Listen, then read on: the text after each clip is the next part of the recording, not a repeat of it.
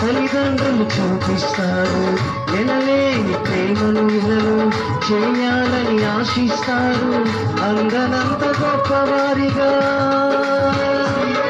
నీ దయముంటేవారు కాగలరు అధిపతులుగా.